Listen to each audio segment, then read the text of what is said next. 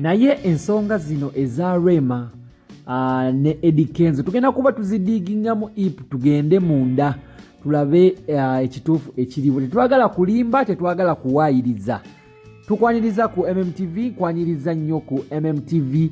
Webale nnyo okwekuumira waneno ku MMTV, webale nnyo okusubscribinga, webale nnyo okulikinga, webale nnyo okukomentinga.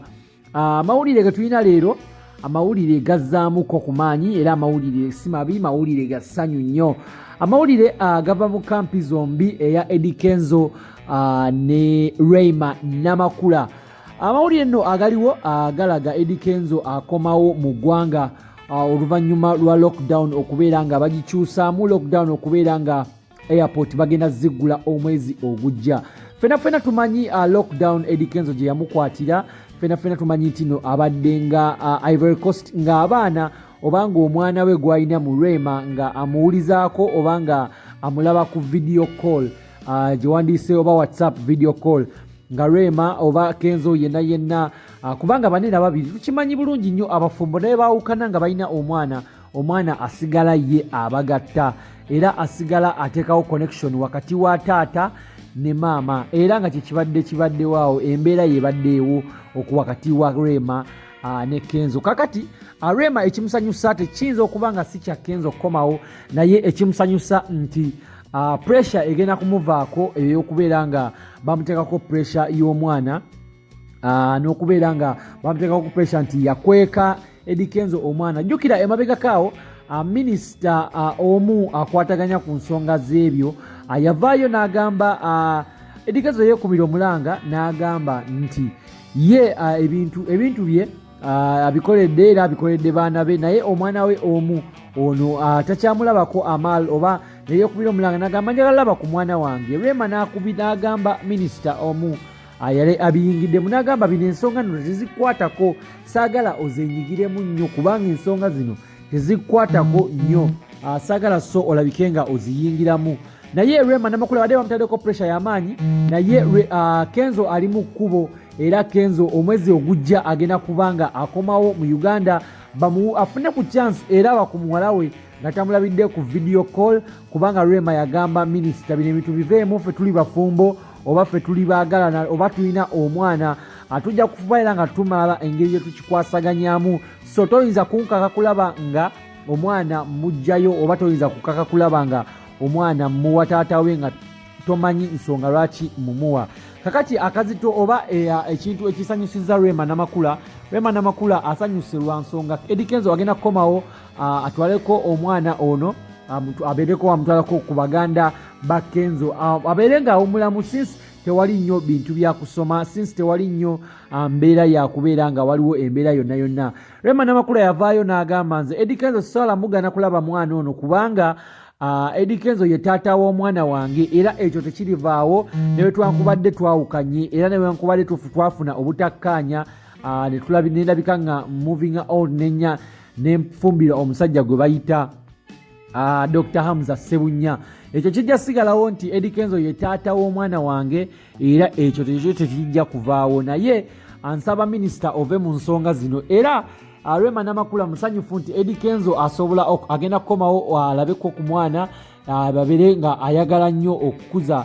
Rema yakaaba n'agamba badde njagala nnyo okukuza omwana wange mu famire erimu taata naye tekisobose, naye sisobola kumugaana kulaba taata we era taata we wakomawo agenda kubanga amulaba, in case akomyewo mu ggwanga agenda kubanga amukubako ku liiso obanga amulaba basobole okunyumyamu oba basobole okuhavingamu eyo time eya taata n'omwana era sisobola gaana Eddie Kenzo kubeera nga alaba omwana era ndi musanyufu nnyo kubanga Eddie Kenzo akomyewo. Simanyi kino engeri Dr. Hamza gy'ayinza kirabamu oba tetumanyi ango ki Dr. Hamza mwakirabira, naye nga ffe tulowooza wanene ku MMTV tulowooza nti Eddie Kenzo kijja sigalawo era nga kijja kubeerawo nti ye taata wa Amal era ekyo kyo tekirivaawo.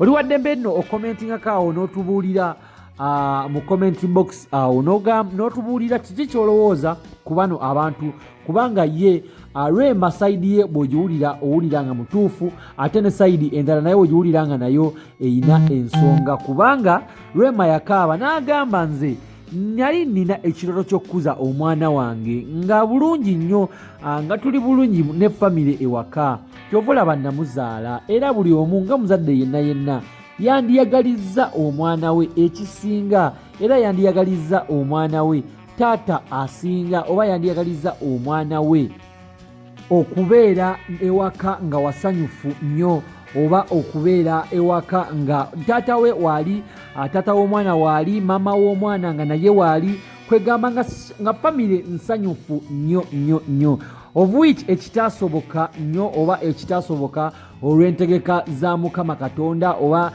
ebintu byonna obutakkaanya na buli kimu ekyagenda mu maaso na buli kimu ekyabaawo. Rema agamba abantu bamunenyeza nnyo, bamwogeredde nnyo, mbu yeekoza nnyo ne dokita, mbu ate akoze eki. Ye yavaayo era n'abagamba nti alaba nga tannaba kukola kintu ky'ayagala kukola, oba nga alaba tannaba kwagala dokita mu ngeri gy'alina mwagalamu. So agamba abantu temumuvuga ku sipiidi yammwe, temumuvuga ku sipiidi gye mwagala agendereko.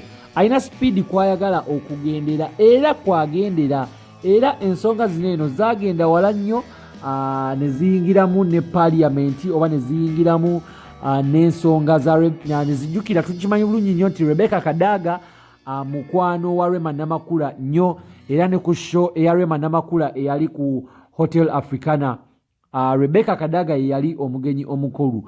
Kigambibwa nno nti Rema Namakula y'omu ku bayogerezakanyako ne Rebecca Kadaga ne bamugamba ateeke ekiteeso mu Parliament, Eddie Kenzo alabike nga akomawo mu ggwanga.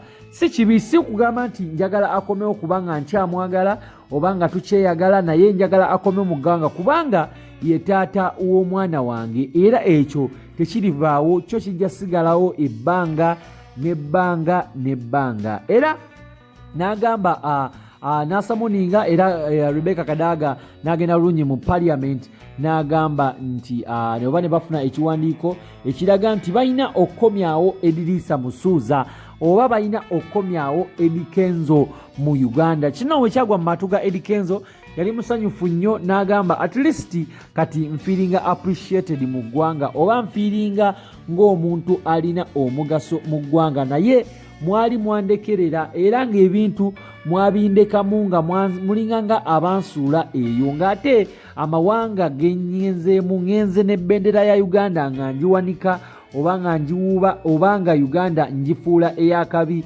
oba nga ntunda olulimi. Abantu bamukolamu komedi mungi nnyo ku Facebook okwo na ku platforms ez'enjawulo, ne bagamba nti Eddie Kenzo yagenda kutunda Luganda, kati Oluganda lwatunda kati luweddewo kati Oluganda lwatunda luweddewo oba terunaba kuggwawo. Bantu bangi bayogera ebintu bya njawulo nnyo, byali bingi nnyo, naye Eddie Kenzo yagamba tewali kigenda kumujja kumulamwa, era agenda sigala nga kwali nnyo kumulamwa ng'agwekuumiddeko nga taguvaako. Era yagamba ye nti talina gyagenda oba talina ebigambo byonna bye muboogeredde, ye ajja sigala nga waali, nga takoze, nga tageze, era nga talina ye gyagenze, kubanga ye Semyekozo ali verified obulungi, era Semyekozo ajjudde atalina nsonga yonna. Kati no gwe oliwaddemu commentingakaawo osotugamba nti oba bano obagaliza baddewo oba obagaliza Rema omwagaliza gyali ewa Dr. Hamza, kubanga Rema ye gyali ta complaininga, of which ne Eddie Kenzo gyali ta complaininga, bonna bali happy. Naye so commentingawo oba obagaliza baddewo n'otubuulira bulungi nnyo, kubanga nze ndowooza Rema ne Kenzo baneeno bali bulungi, baali bakola bulungi, ekintu kyali kifuloyinga bulungi, olwankubadde ebintu tebyagenda bulungi mu maaso, naye kapo yaabwe yaliyo, oba kapo yaabwe yali emu ku kapo ez'akabi mu ggwanga, yali emu ku kapo ezikyabeera era zikyayogerwako paka na kati no subscribing nga tulabike nga tweyongerayo n'amawulire. Webale nnyo kwekuumirako ku MMTV, webale nnyo subscribing nga tanaba subscribing, omala subscribing kona ne kwako akabaita notification bell tulabike nga tweyongerayo n'amawulire. Mwebale nnyo kwekumirako, munzikirize ntumireko ku bantu abali e South Africa, abali e Dubai, Team Oman, abali e Saudi Arabia, na mwenna abali around the world. Mutufudde nambemu nga mukutrendinga awo, era tuwebaza nnyo. Gwe subscribinga tulabike nga tweyongerayo n'amawulire ku MMTV. But right now, allow me say bye bye to you. Mwekuume, stay safe. Abali mu nsi ezewabweru mujja kudda ekintu kigenda kutereera.